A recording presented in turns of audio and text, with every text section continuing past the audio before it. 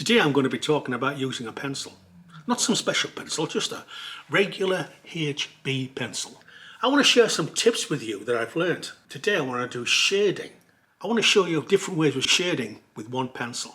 You know, when I first started drawing and I was trying to put shade down, I found it very, very hard because you kept on seeing the pencil marks, and I wanted it to be gradual, like you do with a normal shadow does in the sunshine. So what I've been doing in my career is experimenting all the time to try and get to where I want to go to. And I believe I've found a way of shading that I do that I really like, and I just wanted to share that with you. What you've got to know is your tools, like a carpenter or builder. You've got to find out what you can do with this, because it can take you a long, long way within your work. I don't believe you can paint or make a sculpture unless you can draw. It's so important, this piece of wood and graphite. First thing I want to do is sharpen my pencil using a very, very sharp blade. So watch your fingers. What we need to do is sharpen it without taking away the graphite, but take away the wood to reveal the graphite so you can draw longer at one spell. So for instance, I cut and I cut and I cut and I cut and I cut, and I start to open the pencil. Now I've got something to work with. And if I want a finest point, what we did at college, you've got to get it so you can actually prick your finger, you know, and it will. You just take time and you just etch away at the edge of the pencil. Once the pencil touches the paper, if you're doing something really fine, it touches the paper, it blunts the edge. And you'll see artists who use pencils like that all the time go back and put the edge back on again. There we are. It's like a dart now. I'm going to show you how I shade today, what I've learned. First off, I'm going to show you how I shaded when I was about 16. And then when I first started college in the 70s, I thought my shading was just so good until I met my teachers. Then I'll finish in what I do today. The most important thing about shading with a pencil, the thing you're trying to do is create a shadow. And shadows don't go dum-ba-dum-ba-dum-ba-dum in stages of colour or tone. It's one mark that gradually disappears from the dark to the light. If you buy a tin of pencils from F to B to the end of B, then it's a lot easier. But I'm going to try and do it with an HB, like I've already said. First thing I'm going to do is shade when I was about 16 years old. I learned to do it like this. So I'm going to start with the dark. This is just an HB pencil, so I can only get one dark out of it when you get there. And this is like using crosshatch, if you like. Going to use it a little bit lighter. And then what we do is do this until it disappeared. It will never work. Look, it is so crude. And that's why I had to learn to move on. When I really wanted to start going to art college, I thought I'd better work harder and harder, so I did, very hard. But I only had one pencil. I couldn't go out and afford to buy a tin of pencils. I just used a bit of pencil I could find. So this paper's smooth. So I'm starting in the middle with the light, and I'm going to keep the pencil as light as I can. And I'm just rolling it around like this. And then the cross-hatching technique to make it darker and darker all the way around. Keep going, and I want to get it to be as dark as that line, so I'm going to do it like this, but I want to get it to that dark without leaving marks across the other pencil marks, so it is smooth as smooth.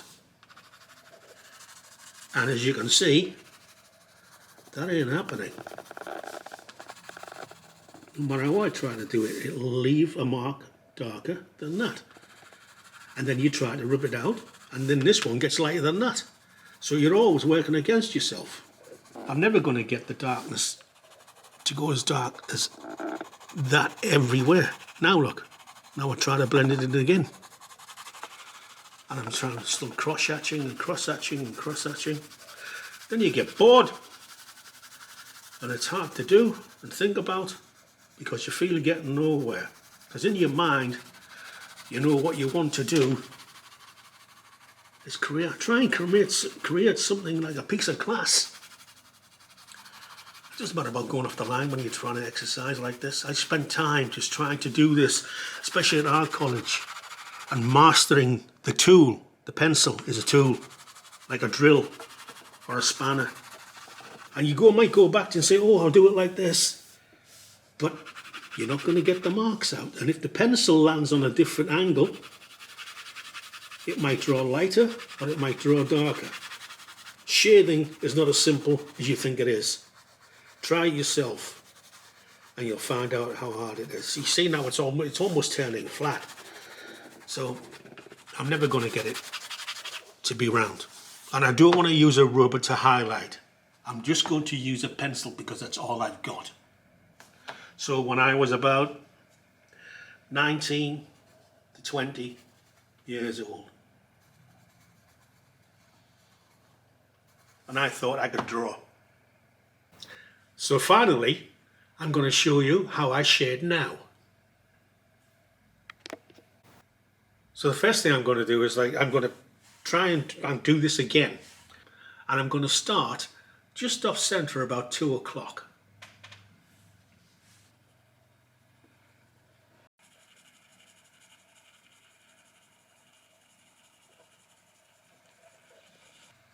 So as you can see, what I'm doing, so there's no line, I'm going round in circles.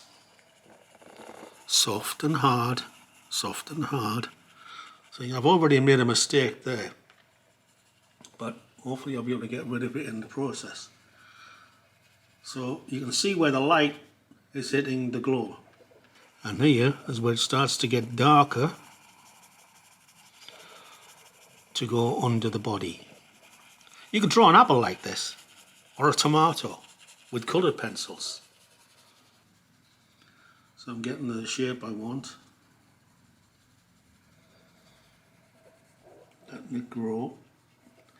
Now I'm really going to start pressing on the pencil. Press hard there, bring it up. Softer. Softer. It's going to be the hardest in the shadow. Whoops, don't worry about that, because all you gotta do is blend it in. Let's say it is an apple, and there's the center, and it pans out and causes a shadow all the way around there. And here we have the stalk. I'm still doing circles and squiggles. There's dark in there, the root, the stalk, and it casts a shadow across the table. And the trick here is to get rid of all the lines, and if you can, it's difficult, to make it disappear. And this has only took a couple of minutes, so if you're doing something larger, you know, you take your time on it. And when it's an apple, you can start to pick out, you know, there might be some, like that dark spot that I thought I made a mistake. I can bring some dark spots in to make it look like skin. And if you do have one in front of you, then you really do have something to follow, because an apple is not round. Every apple has its own shape.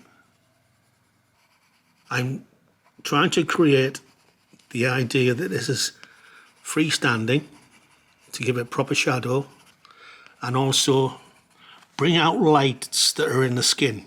Watch, I'll make a shadow under this piece of light pencil and bleed it in. So like the piece of light is catching there, and the skin that forms a pattern. See? So I'm just using the natural marks that I've made and I'm blending them in to make something look like an apple. So when it comes to shading, a lot of people will use crosshatch with the pencil, where you draw lines in one direction and then go over that line in a different direction, and then a different direction, and a different direction. And the more you keep on doing that in different directions, the darker it will get, because the paper starts to disappear. But then when you're finished, you can still see all the lines. So you might use that as a sketch to start showing where the planes are and where the tones are going to be. But once you've learned that, you need to start again and look at the object and then really start to put the tones in. So when I've made these circles and circles, you can just start off with the smallest touch of the pencil going round and round and round like this. And you won't need a rubber. You won't need anything else but the pencil. Keep on practicing. And then when you get the box of pencils yourself, use the same technique, but use the darkest B you can get from the hardest F you can get, and go that way. I hope you found something useful in this. Remember, when you're doing tone, it's to start from the light and work backwards to the dark, not the other way around, which is normal. People do that. I'd love to share more tips with you and techniques, so like and subscribe.